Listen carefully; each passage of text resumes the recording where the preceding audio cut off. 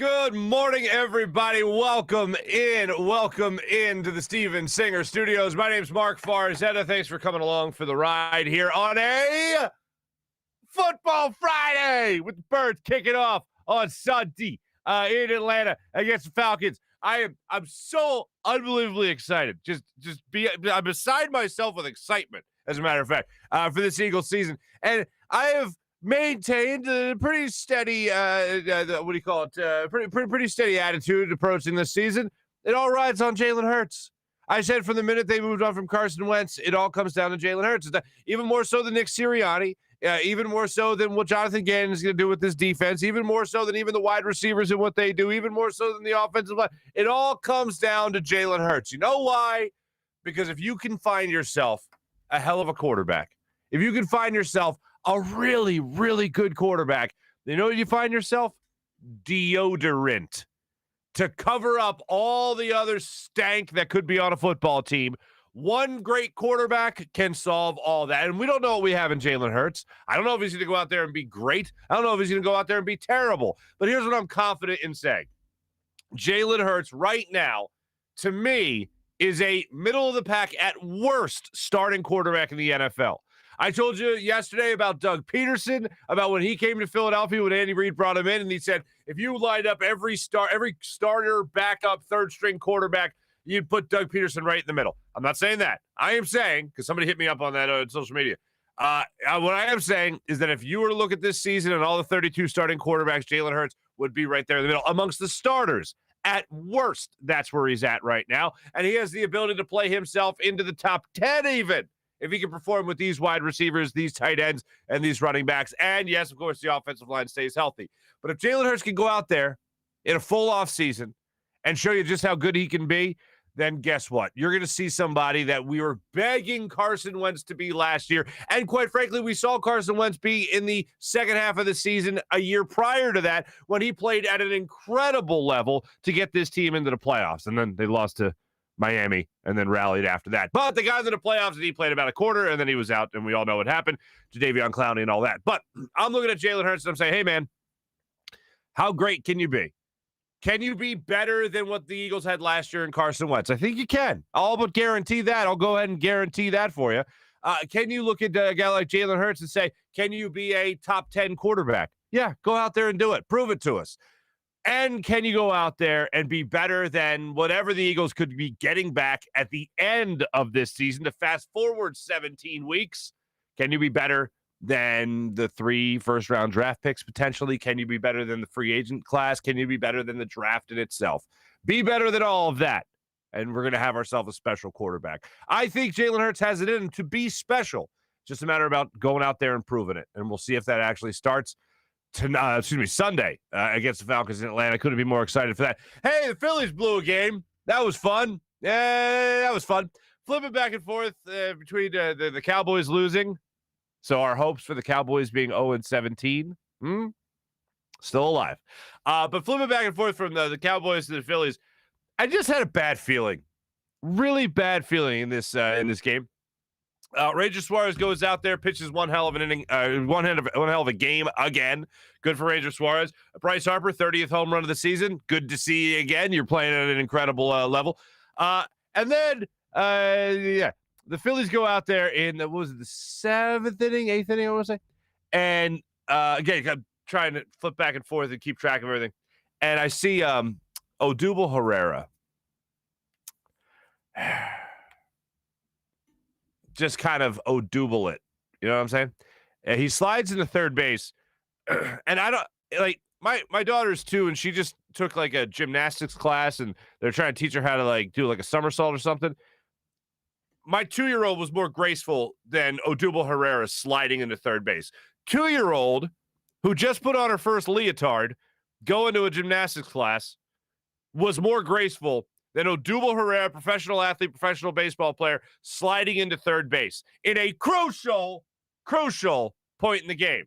What happens later in that inning? Bryce Harper comes up. You would have scored 2 runs that inning instead of 1, and maybe things are a little bit different when Ian Kennedy takes over in the 9th inning. And I don't like to, in sports, say this happened, so then that would have happened. Like, you never know, because every pitch could be different with somebody on base, with another run across the plate, whatever it might be. So I never really like to do that. But how do you not do that when you knew Bryce Harper was going to be coming up later in that inning? How do you not do that when you already scored a couple of runs for yourself going into that inning? How do you not take advantage of that opportunity that was knocking on your door? Odubel Herrera.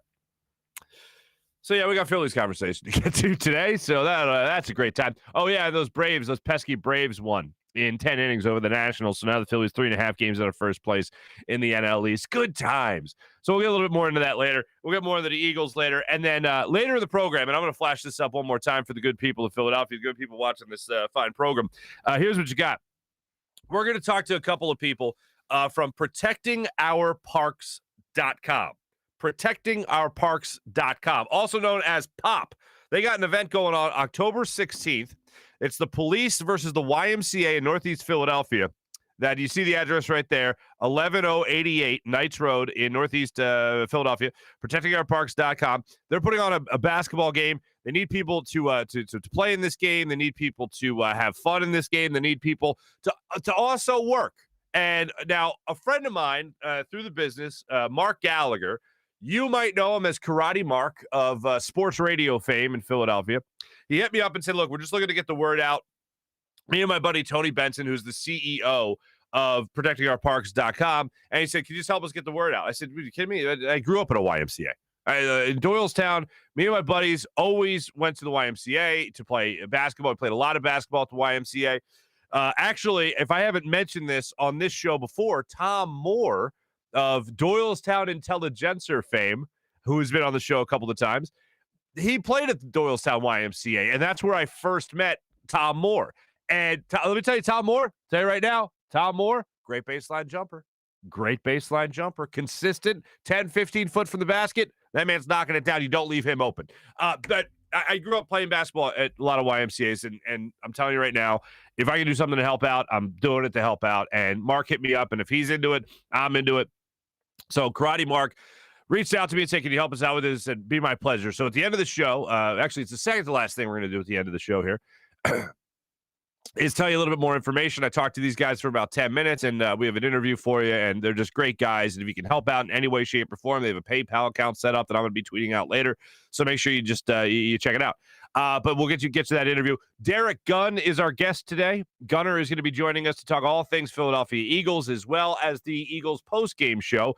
Gunner, myself, Devin Caney are going to be taking part in. John McMullen and Lane Johnson will be joining us each and every week, hopefully talking about an Eagles victory. So that'll be happening right here on this fine social media platform that a lot of you consume this content on, which is called YouTube. And it'll also be on 6abc.com. So we look forward to that. So, yeah, once again, thanks for joining us, everyone. Here's one thing I do want to I have to say this. So yesterday I ended the show by talking about my good friend Big Daddy Graham, who passed away. Radio legend, comedic legend, Big Daddy Graham. Today we have a very special way we're going to end the show. And I alluded to the fact yesterday that it's going to be something that had a long-lasting effect on the relationship between Big Daddy and I. And it will. I'll tell you a couple of stories, a couple of my favorite ones that jump out to me about Big Daddy. And then I'll cap it off the way I think Big Daddy would have wanted to cap it off. So we're going to have some fun. We're going to have some fun to end the show today. That much I promise you. Let's talk about this. You know what could be real fun? Watching the Philadelphia Eagles win a lot of football games. You know what can help that? Their wide receiver core actually looks like something special. Once again, Devontae Smith, I can't wait to see him on Sunday. I can't wait to see Jalen Reagor on Sunday, Quez Watkins, the whole shebang, the whole kit and caboodle, folks. So this is what I'm looking at. Jalen Reagor had a disappointing rookie year. Maybe it wouldn't have been as disappointing if the guy that I really wanted the Eagles to draft, Justin Jefferson, if he was selected, maybe it would have been a different story last year altogether. However, it wasn't. He wasn't drafted. They drafted Jalen Reagor. And even after they drafted Jalen Reagor, and even though he wasn't my number one pick at that spot right there for the Eagles, I had a chance to interview Jalen Reagor, excuse me. And Jalen Reagor impressed me. Anytime a young guy just wants to talk about how hard he worked and how during the pandemic, the you know what he watched? He didn't binge watch The Office like all of us. He didn't go out there and watch Tiger King like the rest of America. You know what he did? He went out there and he studied film. How do you not love that guy? That's what Jalen Reagor did. Now, unfortunately, he started the season with a shoulder injury. He says, and you'll hear it here in a second, he said that didn't hamper him. He said he felt good, and that's why he came back. But throughout the season, he received a lot of criticism because he wasn't Justin Jefferson. Well, he seems to be in a lot better headspace this year going into the season than he was last year. Jalen Reagor, during his press conference yesterday, was addressing the media, of course, where he talked about his mindset going into this season and what makes him a different player now. Here is Jalen Reagor on why you can expect some different things from him this year. I feel like I'm a totally different person, so just gonna see a different player, different, attitude. I'll be out there having fun for sure. So I'm sure to be, they'll see something different for sure. What's the biggest difference? I would say my mental, just everything like that, just really like not necessarily like dealing with everything, but looking at the good and everything as well. Going into the first game last year, I think you were coming off your shoulder injury. Right. That's correct. I mean, I'm sure that was probably still bothering you. Nah, it wasn't. Oh, okay. That's why I came back. Remember, if you remember, I wasn't supposed to play. Right. So even if it wasn't bothering you, like how much different do you feel this year? I mean, health-wise and everything going into the season, how much has that helped your confidence? I'm stronger, and I feel like, just getting my body like in actual great condition, like, cause I've always felt like good, but now I've got a routine. Like I've learned, certain things, learning from the older players, and also asking questions. Like now, like I still talk to DJ, I still talk to the guys I was around just to get tips, cause it's a reason why they've been around for so long. Jalen Reagor struggled mightily last year, and here's his numbers: just under 400 yards. So he had 396 yards on 31 catches. And he had just one touchdown in that game against the Dallas Cowboys, so I guess he's pretty great. No, but in all seriousness, he struggled big time in his rookie year. That goes without saying. Now he has the opportunity to try to go out there with a different quarterback, different regular quarterback that is, in Jalen Hurts, and actually turn a lot of heads and show why he is worthy of a first-round pick. And not only that, but also why he was worthy of passing up on a guy like Justin Jefferson. That's what I'll be looking forward to seeing on Sunday. But that's the mindset you want in a younger player. That's the mindset you want. I mean, we talk all the time about Philadelphia athletes and what makes a Philadelphia athlete and all that, right? Well, Jalen Reagor is talking about how he wants to put that in his rearview mirror, his rookie season. He's talking about how he wants to go out there and how he approached the offseason, even how he's approaching this season by putting all the negative stuff behind him, going out there, talking to veterans, for instance. He says he talks to Deshaun Jackson. And I also love this. The question he gets asked is about whether or not his shoulder was 100% when the season started last year. And he goes, I'm sure, the reporter says, I'm sure that the shoulder was still bothering you. No, it wasn't. Like, he had the excuse there for the taking. It's like, yeah, and he could have even glommed a little glory out of it, saying, oh, yeah, I felt so bad. It was so tough, but I powered through because I want to win and I want to play. But no, he was like, no, man, not an excuse. Love that attitude from him. Absolutely love it. Here's what I'm looking forward to, and I want to get to this when it comes to looking at this game coming up on Sunday. The Eagles, when they take on the Falcons, this is the main thing. And when we talked to Hugh Douglas earlier in the week, this is what he brought my attention to more so than I really expected him to. It all comes down to Jalen Hurts and the defensive coordinator of the Atlanta Falcons, Dean Pease. And Dean Pease, as I summed up for you earlier in the week, is a guy that came off of Bill Belichick's coaching staff in New England, went to Baltimore, I believe it was after that, and then went to Tennessee. And those three teams have been known for really focusing in on defense, of course. Bill Belichick most notably. Baltimore Ravens, of course, them as well. But Dean Pease is a guy that knows how to draw up blitzes. Dean Pease is a guy that will look at a young quarterback like Jalen Hurts and think to himself, there's the pork chop in the lion's den. Let me go after this guy. The good news for Jalen Hurts is that he's got the legs to extend plays. He's got the legs to escape blitzes. He can maneuver the pocket. He can certainly show off his mobility. That's all great stuff. And if they really come after him, and we'll see what happens with a guy like Brandon Brooks, if he's healthy, how this offensive line looks week one going into Atlanta. But this is going to be a huge test. I know a lot of times we can look at the Atlanta Falcons and say that they've never been the same team since the collapse against the Patriots in the Super Bowl a few years ago. But the main focus for me Is it going to be about a player versus a player? For me, it's going to be a coordinator versus a quarterback, a defensive coordinator like Dean Pease going up against Jalen Hurts. If Jalen Hurts can weather the storm of what is going to be an extremely aggressive defense, then this Eagles team is going to win this football game. This Eagles team is going to win this football game handily and have me feeling really confident about the rest of the year. I can't wait for the overhyped predictions for the rest of the year Monday morning, which is why I will tell you to start things off in the show in the opening segment. The Eagles are going to win this football game in Atlanta. Jalen Hurts is going to look pretty damn good in this game as well. And I'm even going to be so bold and so crazy as to say that Devontae Smith, first-round pick, 10th overall selection, you know what he's going to do? He's going to score you a touchdown on Sunday. What better way to start the season than the Eagles win, the Cowboys lose, a very close game in prime time, by the way, to start the year. What better way to start it off than that? Let's jump into that Cowboys game just real quick. Did Antonio Brown push off? Probably. Did he get away with one? I think he did. And you know what? I'm here for it. There were a couple of throws yesterday. Two things. A couple of throws from Tom Brady that I looked at, and I just went, God, man, this guy signed the longest tenured contract with the devil. There's no ifs, ands, or buts about that. And then there was a couple of throws on the other side of the football field from a guy named Dak Prescott, who hadn't played at all in the preseason. Hadn't played since week 5 last year when he broke his ankle against the New York Giants. And that guy looked like he had played about 10 preseason games, or at least 10 regular season games, right before he played this game yesterday. Dak Prescott looked amazing. He really did. Credit where credit's due. Let's acknowledge the fact that he played great. He played great. Am I excited about that for the rest of the season? Absolutely not. I would rather not see that. But the bottom line is they lost. Cowboys lost.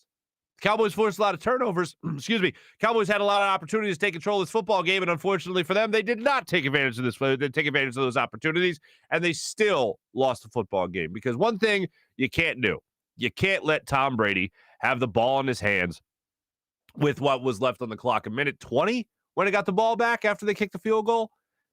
Can't do that, and they did it.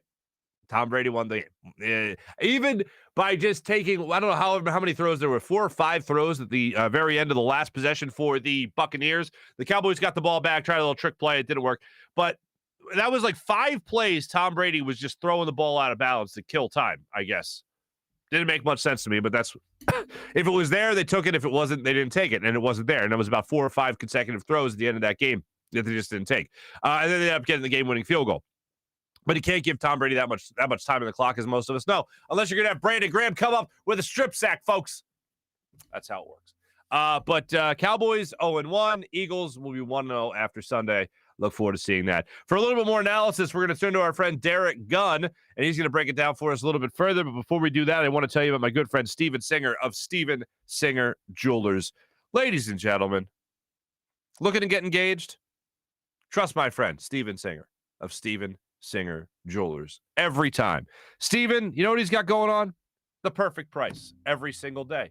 Why not take advantage of the perfect price at the other corner of 8th and Walnut or at IHateStevenSinger.com each and every day? IHateStevenSinger.com. When you take advantage of that, take advantage of the perfect price, take advantage of real jewelry experts walking you through all the beautiful inventory. And how about this? If you are looking to get engaged and you just walk in, they got the Ready for Love diamond engagement ring standing by at the ready. So it's not just a clever name. It's literal.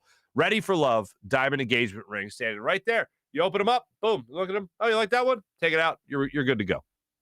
Or you can do what I did, have a little bit of a longer process and look at everything that they have to offer for that special someone in your life. And here's one of the best things as well. The reason they have the perfect price is to avoid haggling, negotiating, and avoid all the pressure that comes along with trying to do that. So you can feel comfortable as a real jewelry expert walks you through everything, like I said. Go to IHateStevenSinger.com. That's IHateStevenSinger.com. And fast and free shipping at IHateStevenSinger.com. All right, let's break down the birds a little bit further with our good friend, Derrick Gunn, joining us on the Rothman Orthopaedics guest line.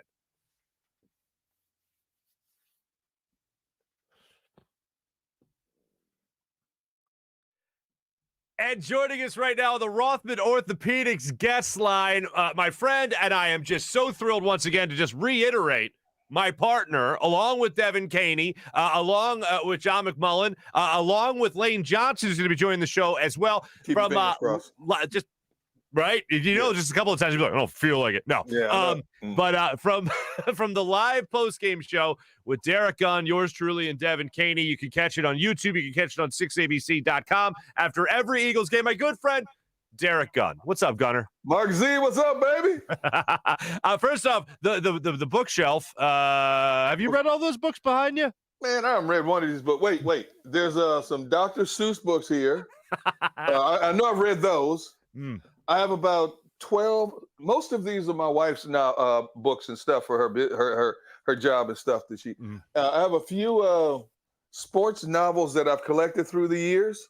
I think I've told you this before, but being in the industry, a lot of sports people, mostly writers, will always send us books to review and to possibly get them on our shows to talk about their books. I haven't read any of them.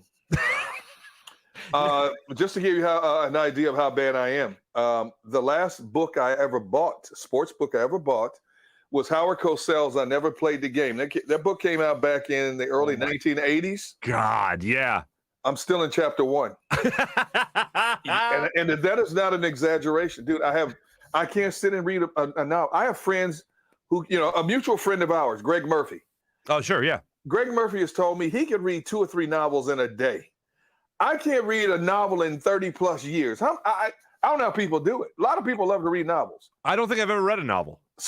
Okay, so you know what I'm talking about then. Yeah. I read The Outsiders twice. Does that count as one novel? No. Okay, I didn't think so. No. I didn't think so. And here's the thing. When it comes to great articles, Sports Illustrated, ESPN, the magazine. Yeah. Great in-depth. Even GQ, the magazine, has some incredible articles about not just sports, but about life and stuff like that. You were featured many times in GQ. I was. Yeah, for what not to wear in public. Yes, that's what I was featured for. But I can read articles all day. But when it comes to sitting down reading a novel, I don't care how intense it is. I don't care how intriguing it is. After the first chapter, if I'm lucky, I'm like, I'm done. That's it. I'm done. I'll wait for the movie. If it's that good, it'll be a movie. Damn I'll watch right. the movie. Yes. And we both know the movie is always better than the book. We both know this. Well, it's interesting because I've had my children tell me they've read some novels and the novels were better than movies. And I'm like, really? I thought the movie was pretty good. So the book must have been great. Did you eat a lot of popcorn? Did you drink a lot of soda while you're reading that book? You know. Yes, man. A little butter here, a little salt there. Yes. My blood pressure's through the roof, baby. I need to get to know your kids better just so I know how my kids are going to turn out, because I think I'm raising them the same way you're raising yours. you don't want to know that, man. No, I'm serious. I have good kids. I've been blessed to have good kids, but they do drive you nuts, though. I'm going to tell you that right now. A little bit, my friend. They have you walking around talking to yourself, and you stop like, who am I talking to? I'm telling you, man. Kids do that to you, bro. I look forward to seeing ghosts there. Hey, Gunner, I don't know if you heard about this. What? There's this like football thing starting up Sunday, I believe it is. Eagles are kicking off. Yeah, European football. Yeah. Yeah. Okay. How confused would listeners be if they're downloading the podcast and they don't know us well enough, and they're like our relationship, and they just started listening, and it was you and I talking about like English Premier Soccer, English Premier League. People would be like, "What in the world did I just turn on here? What? I don't want to hear this mess." So what did you think about Lithuania losing to the Italians in the World Cup qualifier? Anyway, all right. Eagles, Falcons, Sunday. It's kicking off the season, the Jalen Hurts era, the Nick Sirianni era, all that. Just overall feeling, does it compare to anything else, Gunner, in all your time covering the Eagles? Does this time right now feel like any other time in Philadelphia Eagles history? No. And the reason being, I'm numb right now in a lot of ways because as I've said on other people's shows and platforms, I don't know what to expect from this team. Mm-hmm. I don't know what kind of coach Nick Sirianni is going to be. We didn't see that in the preseason. I don't know what kind of offense he's going to run. We heard that he's going to rely on the running game and the screen game. We didn't see a lot of that. We didn't see any starters So it's intriguing, but I'm numb. It's funny, and I'm going into this season with no expectations. Wins, losses, I don't care. I want to see growth and improvement. I want to see how the coaching staff handles crucial situations, how they manage the game clock. I want to see young players grow. And if that couples in with wins, so be it. But I know a lot of people are expecting this team to have a losing season more so than a winning season.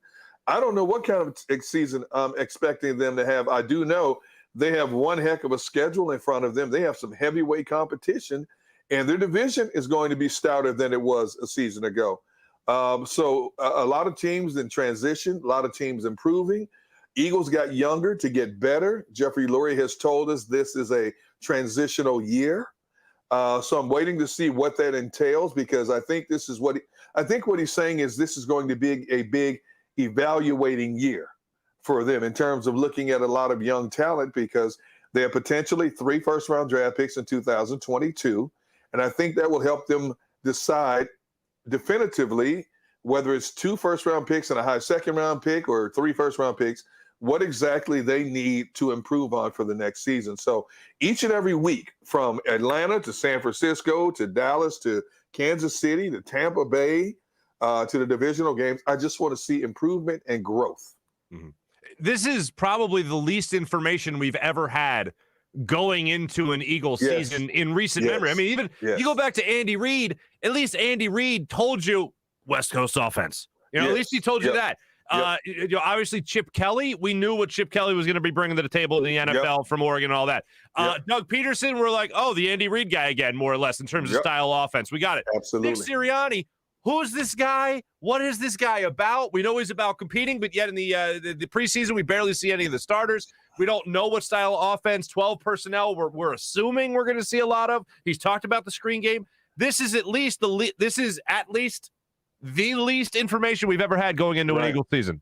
No, I couldn't agree with you more. And I think that's what makes it so intriguing is from down to down, play to play, series to series, you know, we don't know what to expect, at least for maybe the first half of a game. And I think that's going to pique so many people's interest in terms of trying to critique this team along the way. I had Hugh Douglas on in my Gunn on One podcast this week. Awesome. And he was telling me that same thing down in Atlanta. Falcons played no starters. You have a new coaching staff, new head coach Arthur Smith, no Julio Jones, but you do have some holdovers. But they don't know what to expect down in Atlanta from this Falcons team, except Matt Ryan's the quarterback as of right now. So it's going to be 2 unknown commodities taking the field, both feeling each other out, at least for the first quarter, before they can determine exactly, okay, here's what they're trying to do, here's what we want to do. So point counterpoint is going to be interesting, and 2 rookie head coaches going at it.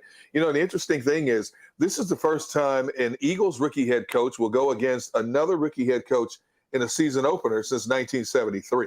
Wow. That's incredible in itself. And the Falcons have won the last 3 meetings down there between the two by a margin of 3.3 points a game. So I think it's going to be a close game. I think it's going to be an entertaining game. It's going to be a frustrating game at times for both teams. But, you know, obviously you hope the Eagles come out with the all-important W, because if they don't, you know what that means. Eagle fans, lounge chair quarterbacks on Monday. This sucks. That sucks. Get rid of this. That, you know, so who knows? Yeah. Gardner Minshew. That's what we'll be doing on Monday. Gardner Minshew. No. Well, actually, some will. What about this? Just overall, what is your expectation? I mean, assuming all the intangibles, whatever it might be, assuming most of the guys stay healthy, all this stuff falls into place, assuming Jalen Hurts is a okay quarterback at least, what are your expectations for this Eagles season, Gunner? I anticipate them losing more games than they win. Ooh. That could be 8 and 9, you know? You know, so I'm not going to say they're going to be like 4 and 13 or 3 and 14. That could be 8 and 9, you know? You know, I think they're going to win a game they're not supposed to win, and they're going to lose a game or 2 they're not supposed to lose. Mm-hmm. You know, the only game on the schedule I'm looking at that I think they're really going to win is that Detroit game as of right now. You know, outside of that, there's certain teams that if I was a betting man, there's no way in the world I would bet on the Eagles until proven otherwise. Going up against Patrick Mahomes, going up against that tenacious Tampa Bay defense, going up against San Francisco's defense, which is now healthy, which was one of the most physical defenses in all of football just a couple of years ago. A lot of those pieces are back now, and they're hungry. And then in the division, you look at Washington's defense. They have to face that defense twice. So it's going to be interesting. So, will Jalen Hurts survive and thrive? Remains to be seen. Mm-hmm. Could he get how long or how short is his leash?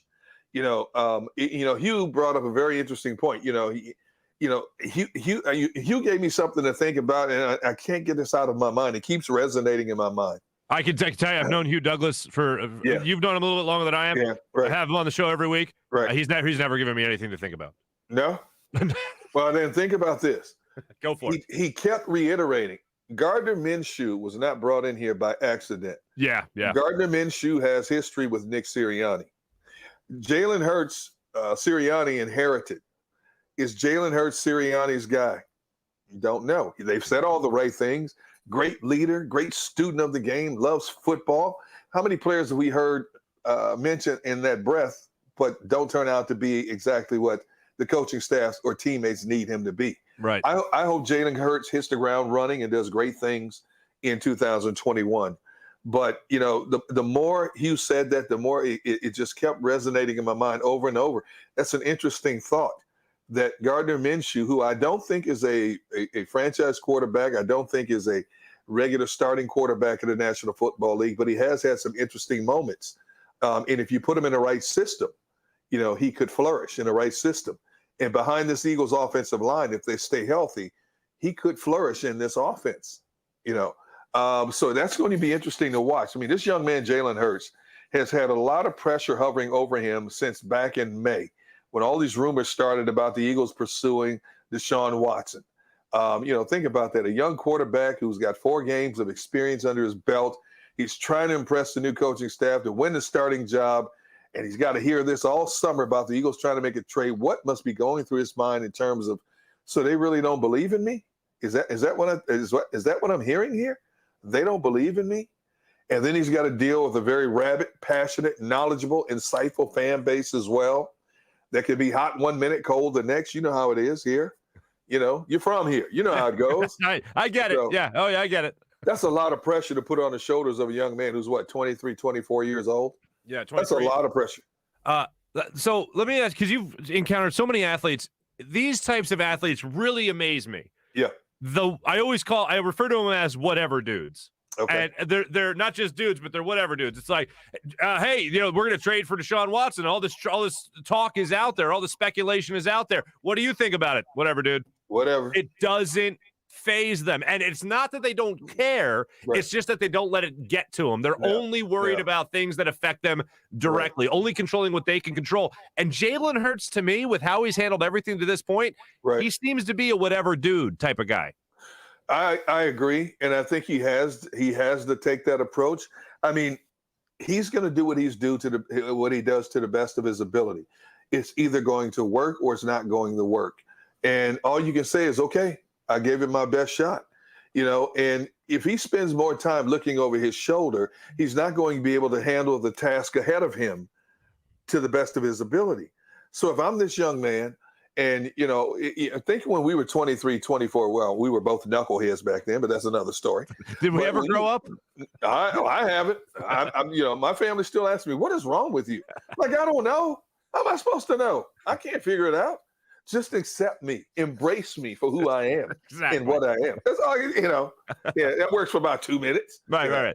But, that's a lot of pressure to put on any young man, especially playing in a national spotlight week in and week out, and being besieged by questions from one of the largest, if not the largest media contingent in the National Football League.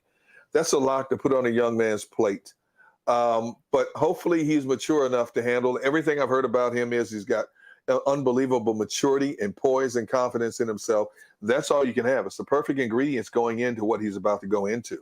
We just got done talking about what we don't know about Nick Sirianni's offense. If you're reading between the lines, Gunner, are you seeing the 12 personnel? Are you seeing using guys like Dallas Goedert and Zach Ertz and one running back, the whole thing? So you're thinking 12 personnel a lot. I'm thinking a lot of double tight ends. Just a small snippet of what we saw in the preseason.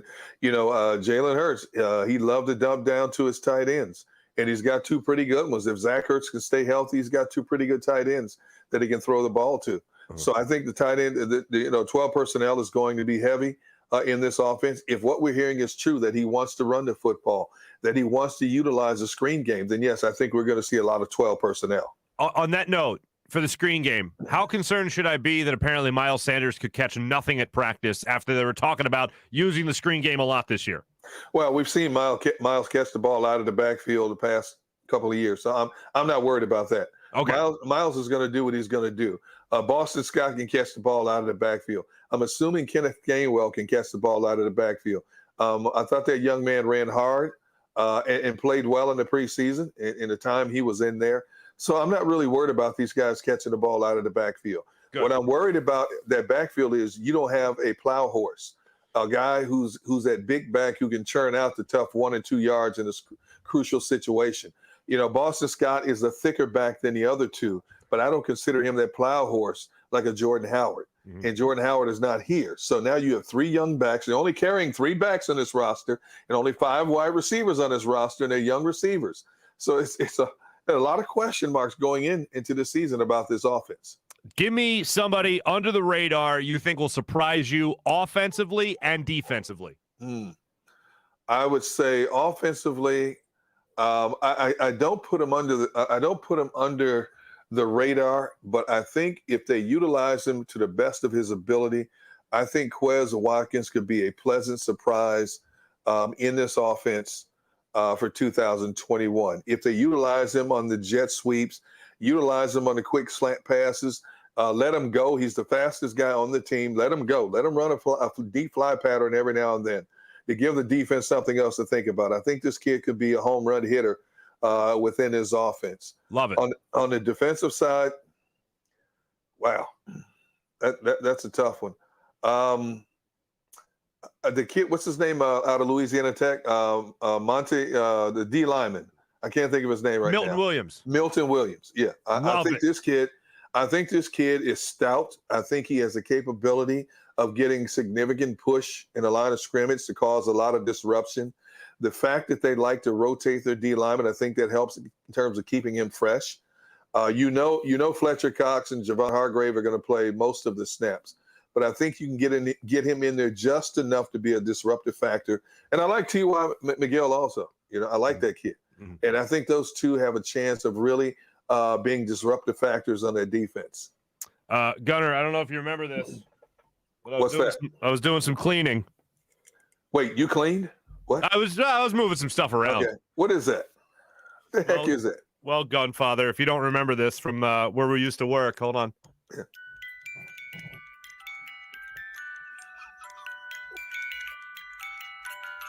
And they say I have mental issues. They tell me I have issues. Gunfather, I found your theme song. That's what it is. That's what I got. My son, I do for you what you do for me and more. You come to me, I help you, maybe. That was the worst Italian impersonation ever. But that's the best I got. You just sounded like every one of my relatives from my dad's side of the family. that was terrible. I'm embarrassed. I will say, I love you. It was not good. It wasn't strong. It wasn't your strongest. It wasn't your strongest. Derrick Gunn, guess what? More of him and I, more of you and me, my friend.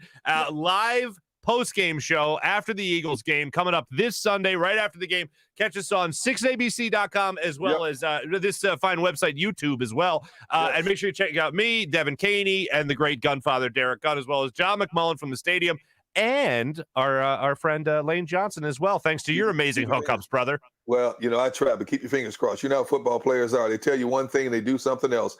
But if there's one guy on that team that if he gives his word is his bond, it's Lane Johnson. So that's why I went to him and asked him, would he consider coming on? outside the locker room after game. I said, make sure you're outside the locker room, man. We can't have stuff flashing behind you. Make sure you get outside the locker room before you turn that camera on your phone, man. Okay? Yeah, and no more rookie no more rookie rides back to the hotel. Well, You got to come on with us. Yeah, we got rid of those guys. So, That's right. That's right. Gunner, always great catching up, brother. Thanks so much. And I really look forward to spending the season with you, my friend. I look forward to it, man. I love you like a stepbrother. I can't wait to talk some football with you after each and every week, man. Let's have some fun with this thing, man. Well, I love you like my twin brother. How about that? But you don't have a twin. What does that even mean? What are you trying to say? Wait, do you actually have a stepbrother? No. But we're not talking about me. We're talking about you. Got it. Not about me. Thanks, brother. I'll talk to you Sunday. No problem, man. Take care. I'll also listen to Gun on One, his fine podcast as well. Right, thank you, brother. All right, thank you, man. See you, man. Take it. The great Derrick Gunn joining us.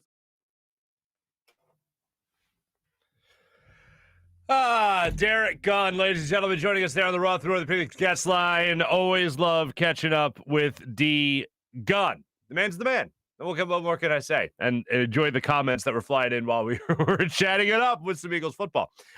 So much appreciate him for jumping on the Rothman Orthopaedics guest line. And speaking of Rothman Orthopaedics, when you have an orthopedic issue, you need a physician who eats, sleeps, and breathes orthopedics. You need an exceptionally specialized Rothman Orthopaedics physician. They not only specialize in orthopedics, but each of their physicians only focuses in on one area of the body, which means you can have the confidence that you can get past the pain and be what you were. Learn more at RothmanOrtho.com. That's RothmanOrtho.com. Rothman Orthopaedics, the official orthopedic partner of your Phillies, Eagles, and 76ers. Making bets this football season? Well, how about you do some homework and make sure that you are better than your sports book. You need to download the BetQL app. That's BetQL, the only app you'll need to make smart bets. Their best bets computer model scans over 350,000 unique bets per year to give you the best bet recommendation for every game across all major sports, and it gives you the reasoning behind why you should place that particular bet. Their model covers everything from spreads, over-unders, and player props, and even more. Don't want to use the model and prefer to do your own research? BetQL has all the necessary tools for your betting research needs. Everything from sharp data, line movement, team summaries, lineup and injury, breaking news, all that and more on the leaderboards. You can track your success as well. And make sure you head to the App Store or Google Play Store now to download BetQL. You hear me talking all the time about Steak and Maine at steakandmaine.com. Make sure you check them out in the heart of Northeast Maryland for a fine meal. Delicious steak, 2-pound tomahawk steak with the Cavada Cellars Wines Pinot Noir. Say no more. It is just that good. Whether you dine in the more upscale steakhouse or their casual bar and patio, you'll enjoy the highest quality of prime meats, fresh seafood, and world-class oyster bar, as well as freshly prepared sushi. Make sure you throw in those Cavada Cellar wines as well. I always say, nice cab, delicious cab, as well as the Pinot Noir. Steak and Maine in Northeast Maryland voted #1 place for steaks in America by the Travel Channel and the Cooking Channel. Check it out for yourself at steakandmaine.com for more information. That's steakandmaine.com. Let's tell you about WinView as well, the only game where fans can take on other fans and end the debate once and for all of those biggest sports fan. Who's the biggest sports fan?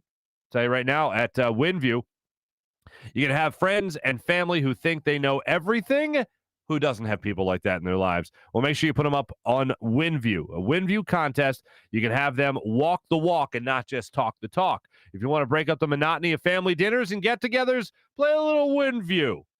And make sure you challenge your friends and family. Play during a quarter of Monday Night Football, or you can also put some skin in the game as well with WinView. Do what I do. Use WinView to have yourself a good time and add a little skin in the game. It's not just a sports book. It's not a daily fantasy either. It's a whole other type of fun with WinView, a social gaming app where you can win real money, real prizes, and make predictions on the games that you love. So make sure you have the WinView app downloaded, ladies and gentlemen. Have yourselves a good time. And also make sure you're following all the great stuff going on social media right now with the great people of PHL Sports Nation. Philadelphia Sports Nation, enhancing your Philadelphia sports fan experience across blogs, social media, and so much more. So go ahead and follow it all with the great people of PHL Sports Nation. That's PHL Sports Nation. Once again, enhancing your Philadelphia sports fan experience. Let's roll on into our social media check-in brought to you by Steak and Maine and steakandmaine.com.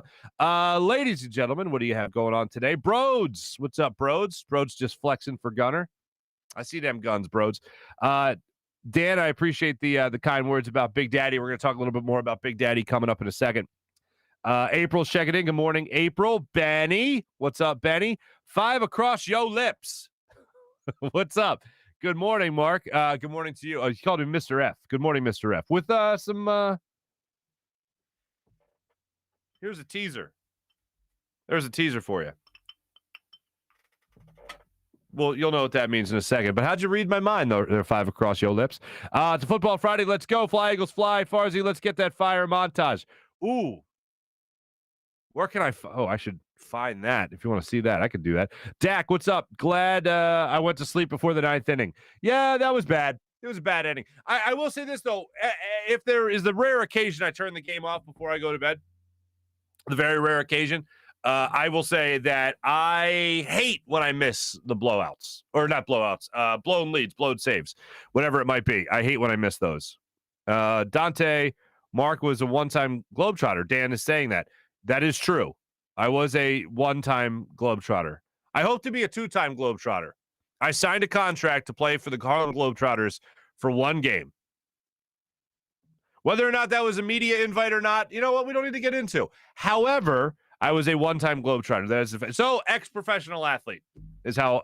From now on, I will be referred to as ex-professional athlete, and Ben Simmons will be referred to as Instagram model Ben Simmons. That's how we're going to do that from now on. I think we made that decree yesterday. So let's just keep that going. There's no bad ideas. So that's how we'll play it. I feel like that helps everybody. So that's the way we'll do it from this point on. What else do we have? Ross is checking in. What's up, Ross? Dante is saying that Ross is saying let's work. Dante is saying must be tough for Jalen Reagor to have the Justin Jefferson comparison all the time. It must be, but he seems like he's in the right headspace, and we talked about that at the start of the show. It seems like he is very much in the right headspace right now. Win, loss, as long as they try, I got a new appreciation for trying. Some things Ben Simmons never did. God, he makes me sick. Julian then responds to Dan saying, confirmed. Julian also says Tom Brady is not normal. Tom Brady is not normal. And let me say the little bone to pick as far as that goes with Tom Brady. Did you see that commercial last night where he's on the phone talking to the different people that hate him and they're like, we're in, I'm in, we're in, I'm in. Does anybody in Boston hate Tom Brady as they portrayed in that conversation? I don't think so. I thought that was really weird. Ready to run through a wall for everybody. Dante, damn right. Ross laughs his ass off. April, Banny. I like it when you guys just do shout outs for each other. April loves the Gunfather. How do you not love the Gunfather, right? Luigi, I could watch you and Gunner just BS all day. No sports talk. Dan says no weather girl needed. Luigi says, Luigi did not respond to that. Luigi just said Hugh hates Jalen Reagor. I don't think Hugh hates Jalen Reagor. I think Hugh realizes that the Eagles aren't invested in him long term. And Hugh believes that they have Jalen Reagor on a much shorter leash, which is why Gardner Minshew is here. It's not crazy to think about that. It's not crazy to think that way. But that's how Hugh sees it. And I don't necessarily disagree. I just believe that the leash for Jalen Reagor is a lot longer. I think he'll have a little bit more leeway, a little bit more slack than people are saying. Derrick Gunn's podcast is fire. You are correct, Philly. It is fire.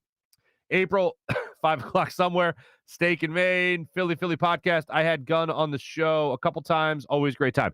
Gunner is always a great time, no doubt. Ben Simmons is also an unprofessional athlete. Dan, you're on fire today. April, I can admit Brady is a great player, but he still is a D-bag. April, I detect no lies, as the kids like to say. Thanks to everyone that checked in on our social media check-in, brought to you by Steak and Maine at steakandmaine.com. All right, we're going to push the morning rush back a second here by Sky Motorcars, skymotorcars.com. I want you guys to see this because this is great. I interviewed a couple of great people.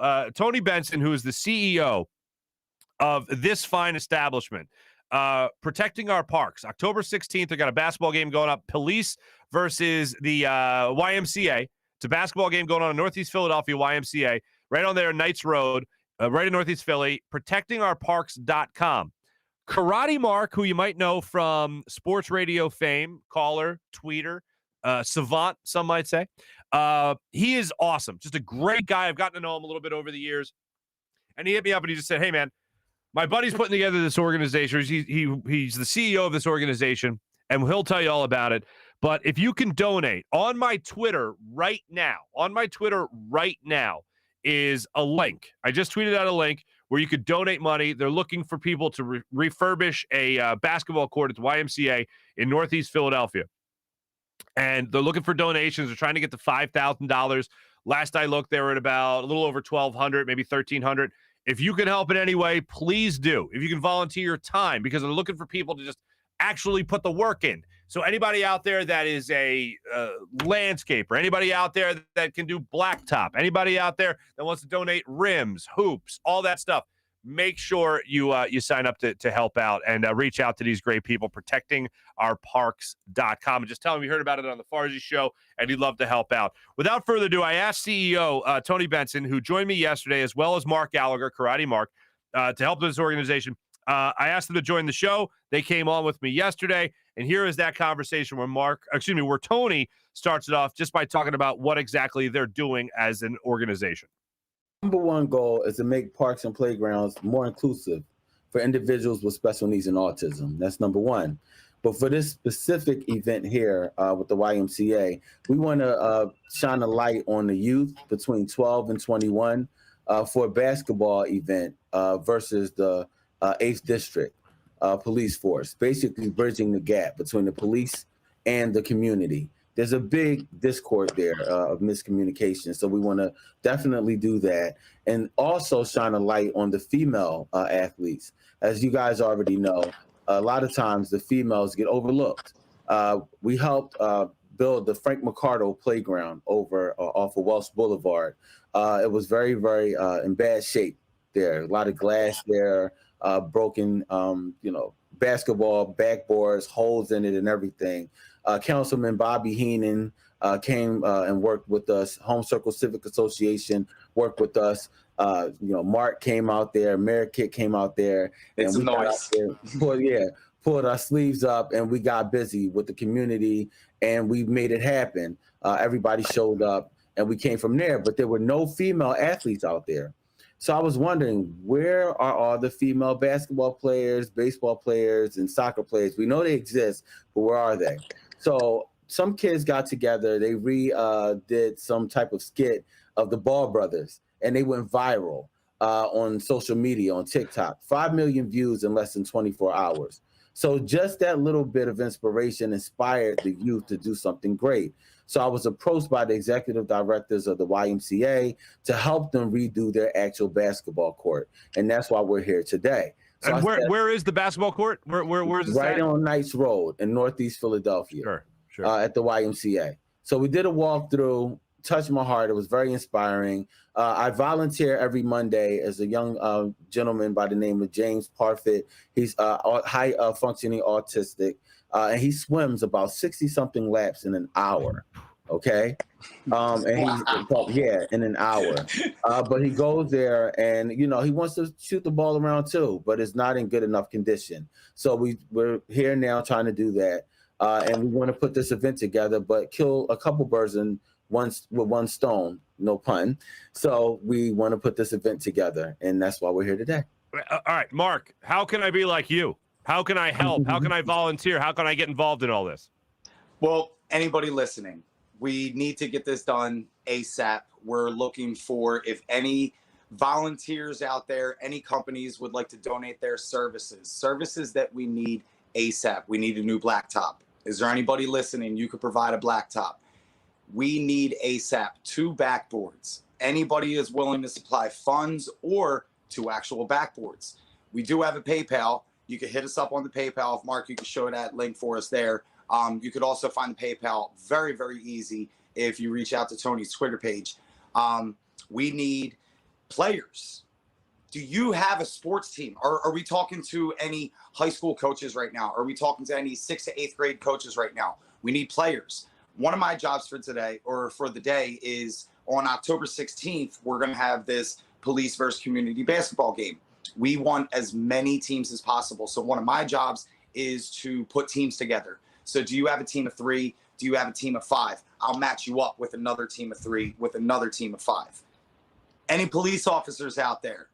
You want to play? We would love to have police officers play against the community. I would love to see a 17-year-old crossover police officer, put him on his butt, and vice versa.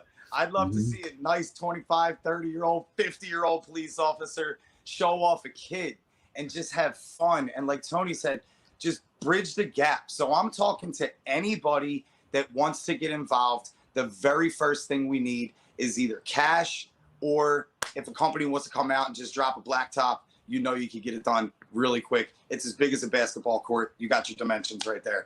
So get in touch with us, please. It's going to be Saturday, October 16th. So the first thing you want to do is mark your calendars for that date.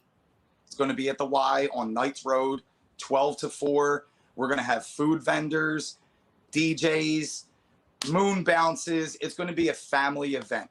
If you want to get involved with playing some ball, get in touch with us, please. Now, I just want to make sure I have this right. Is this where I could find you guys? Police versus YMCA basketball game. I see you guys are already up to $1,200.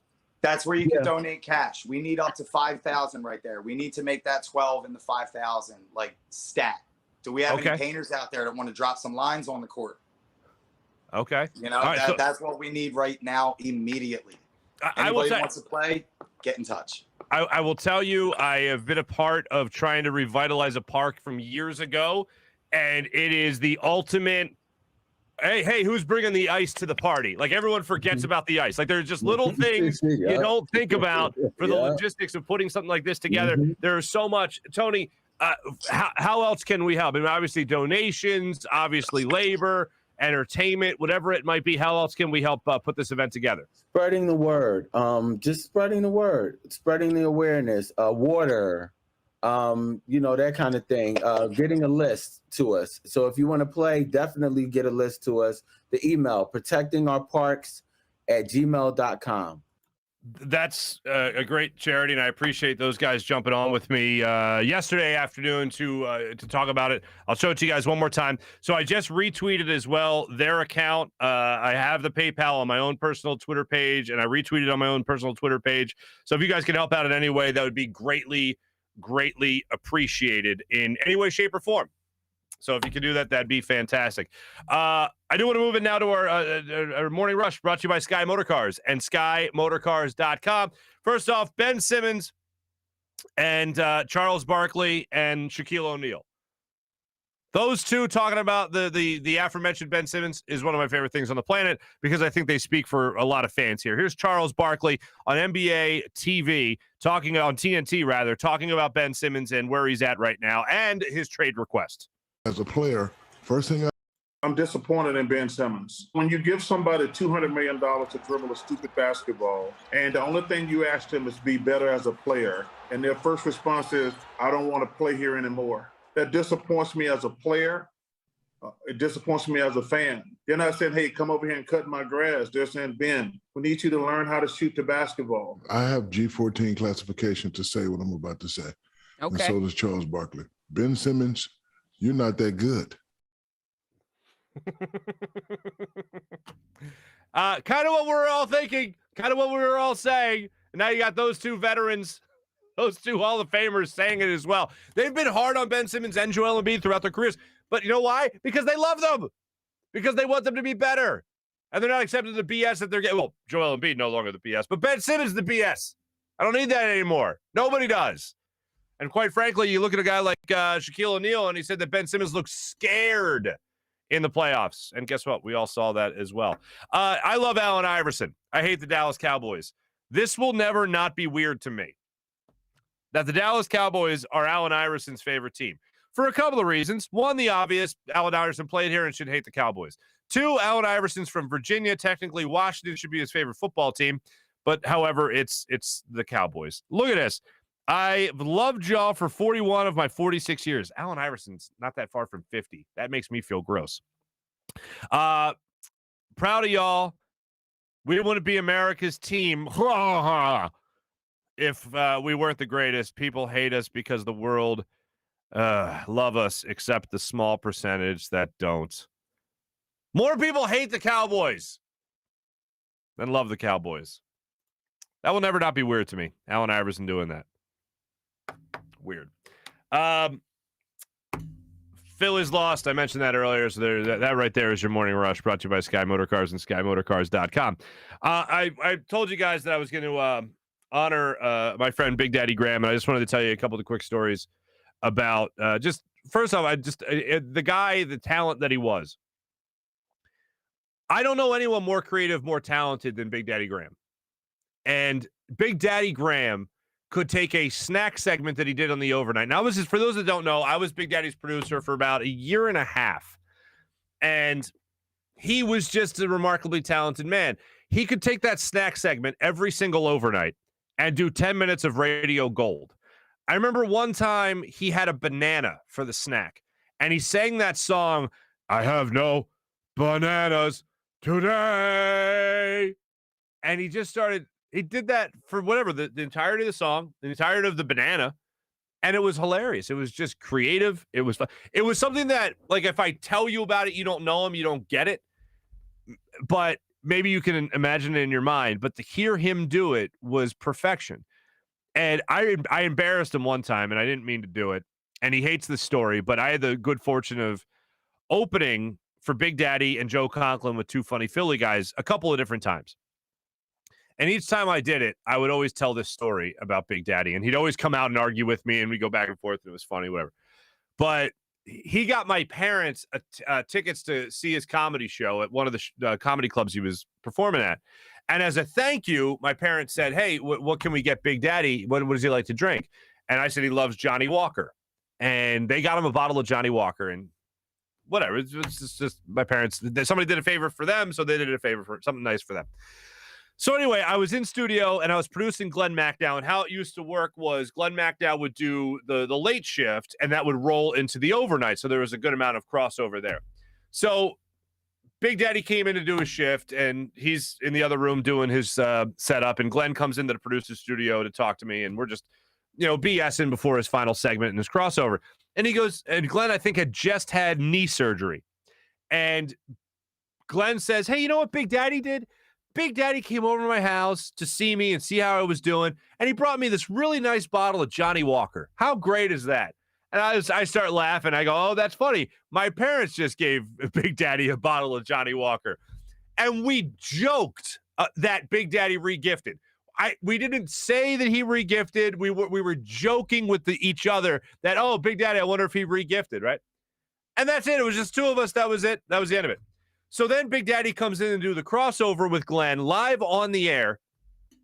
And Glenn thanks Big Daddy for bringing the bottle over. And Big Daddy's like, it's my pleasure. I loved it. Of course, Glenn, you're my friend. Absolutely. So then Glenn says, yeah, even though I heard you probably regifted. And Big Daddy is talking to Glenn over here. And the minute he says that, the producer's studio is over there to the right.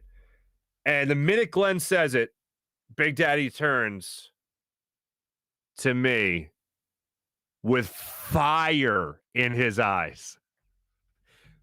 WIP Sports Time, 158. Hits the commercial break. I hit the commercial break. Big Daddy comes fee-fi-fo-fumming into my studio. Like, why would you tell Glenn that I regifted your parents' gift? And I go, I was joking about it. We were both joking about it. Glenn didn't think I did it. He didn't think that you did that. You didn't do that, right? And Big Daddy looks at me and goes, of course I regifted it.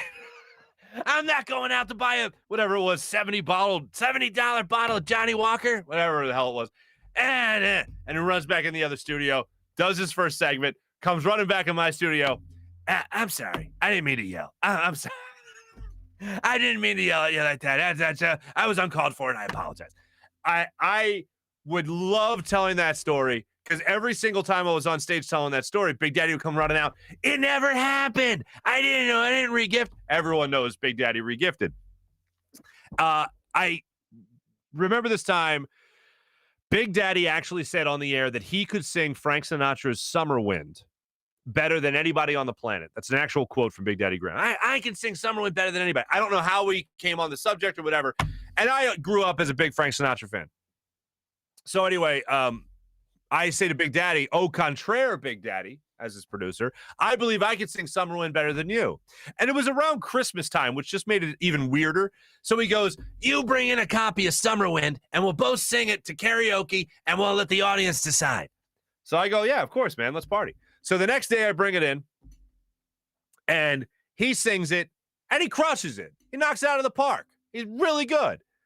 And then it was my turn. And long story short, I won. But John Marzano, God rest his soul, John Marzano called in and always said, always just gloated for me and voted for me and all that stuff. And Big Daddy's like, well, that seals it. If John Marzano says it, then that's that. And Summer Wind became a song that Big Daddy and I always identified with. And when I would open for them, and I remember one time we were at the Deauville Inn down the shore, and Big Daddy says, all right, you're going to come out, you're going to open for us, and we do the thing, and then at the end, we're all going to sing Summer Wind. And it became a thing that we did a couple of different times. And Big Daddy and I always talk about the song Summer Wind. And up until his passing, we would always talk music, we'd talk movies. If something came up that made me think of him, I would text him. And I remember one of the last text conversations we had was about the movie Den of Thieves, which I think is a Gerard Butler movie, and is about a bank heist, if I'm not mistaken. And maybe back in December, we were texting about it. And I said, hey, you know how you always wanted to pull off a heist? This movie you got to see. And he calls me, and he goes, love Den of Thieves. Great movie, lot of fun, whatever, the whole thing. And we just went back and forth and had some laughs.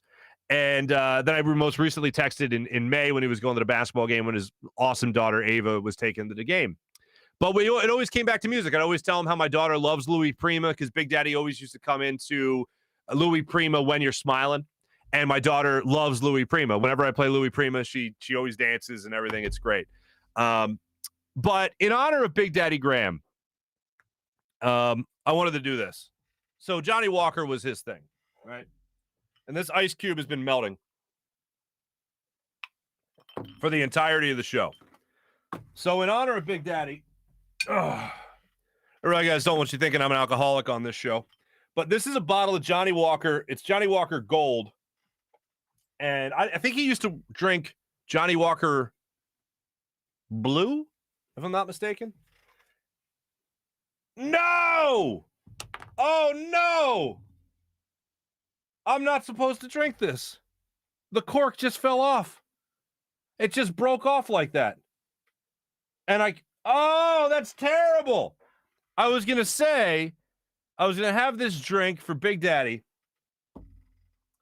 And this is a 10-year-old bottle. I got this when my buddy got married and I was in his wedding. That is just terrible. Wasn't meant to be. Wasn't meant to drink it for Big Daddy tonight, I guess. Tonight. Listen to me. 7:10 in the morning. So I will have that later for Big Daddy. But Big Daddy, you know what? This is for you, buddy. Like I said, Summer Wind was always a big deal to him and I. So here we go with our amazing sound system here at the Farzy Show.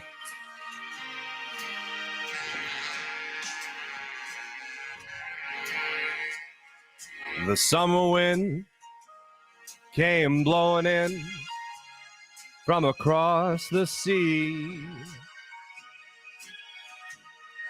It lingered there to touch your hair and walk with me.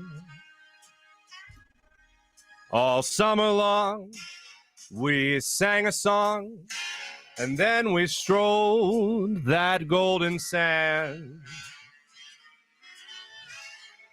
Two sweethearts and the summer wind, like painted kites, those days and nights they went flying by. The world was new beneath a blue umbrella sky. Then softer than a piperman, one day it called to you.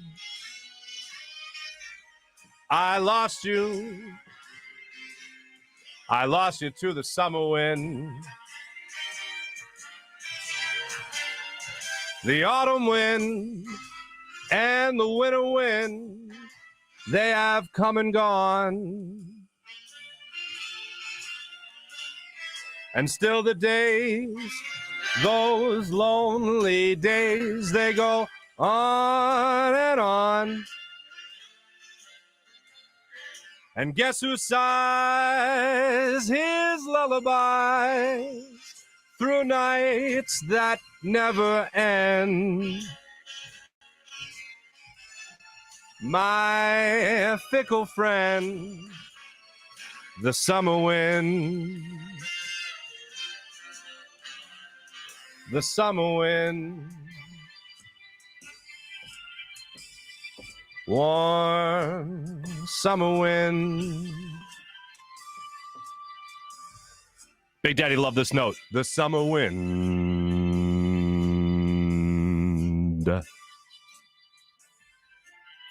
You get the idea. April, I love it.